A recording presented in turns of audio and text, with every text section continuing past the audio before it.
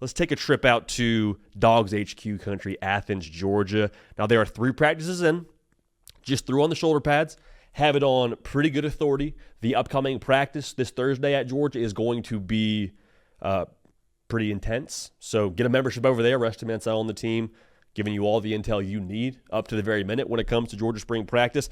But some pretty interesting nuggets over there on the board from the team. Some true freshman wide receivers starting to generate some buzz. Okay, you got C.J. Wiley, Talon Taylor, and Landon Rolden all having good springs thus far. C.J. Wiley, big body dude, had a long touchdown catch in one of the most recent practices. Talon Taylor, from what we can gather, is the most ready to play as of right now. Added 10 pounds since he got to campus, picking up the offense pretty well. He's flashing during practice, all those things. Now, Landon Rolden has also made some plays so far, but I want to highlight him because Kirby Smart, anyone that knows Georgia football during practice, Kirby Smart jumps on the mic and is getting after people, laying into people. And he made sure when he was on the mic to highlight Landon Rolden and said, hey, that freshman receiver, he's working y'all to the DB group. Now, was that Kirby maybe poking the bear a little bit? That is his secondary. Is that Kirby Smart maybe juicing up one of his freshman receivers? Yeah, probably so. But the bottom line here is seeing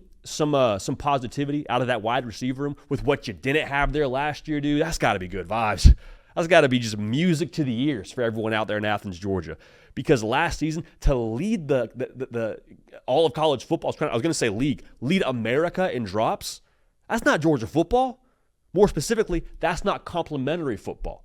I don't care how good your run game is. I don't care how good your defense is. If you can't capitalize on plays downfield because your receivers are dropping the football, it doesn't matter to me what else you have around them. So to hear some positive things around the youngsters, that's a positive in any way you slice it. Best case, they can help you this year. Worst case, you got some depth if the guys ahead of them aren't able to keep up their end of the deal.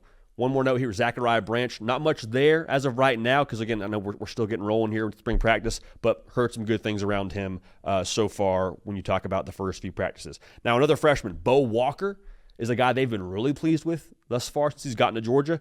Had some great practice during the bowl prep. They need that run game to step up for them. And this is a guy who kind of flew under the radar during his cycle because he was ruled ineligible for a part of his senior season.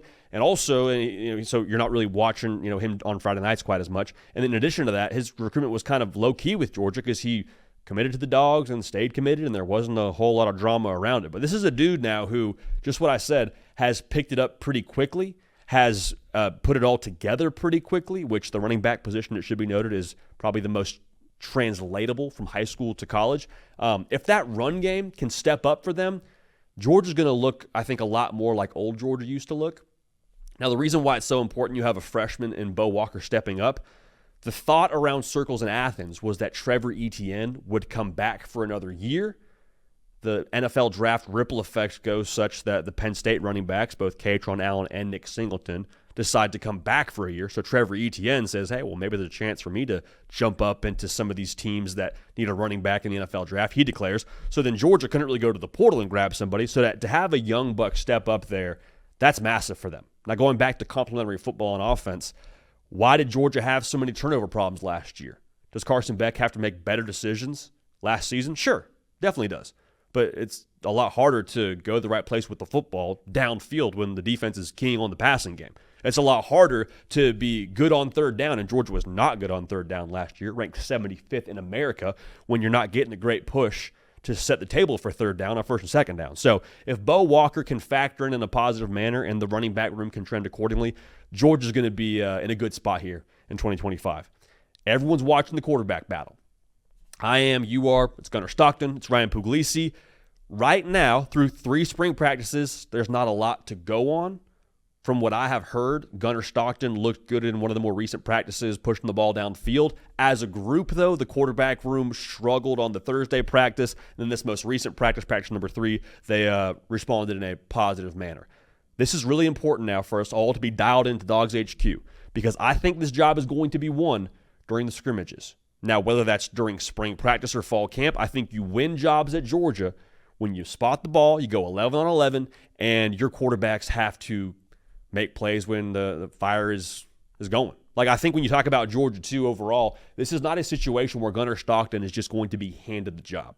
I understand he has a leg up because of the experience and all those things, but Ryan Puglisi, I believe, will have a very real shot to go win this job as well. So don't just dismiss that as, oh, it's Gunnar Stockton's job. No, like, he's going to have to go earn it. I think he will, but spring scrimmages as well as fall scrimmages is where whoever wins that job will ultimately separate themselves. So a lot of good stuff there. Get dialed in at Dogs HQ, and that's kind of the latest out of spring camp in Athens. But Thursday, we should know some more around the Dogs with how intense that practice is going to be.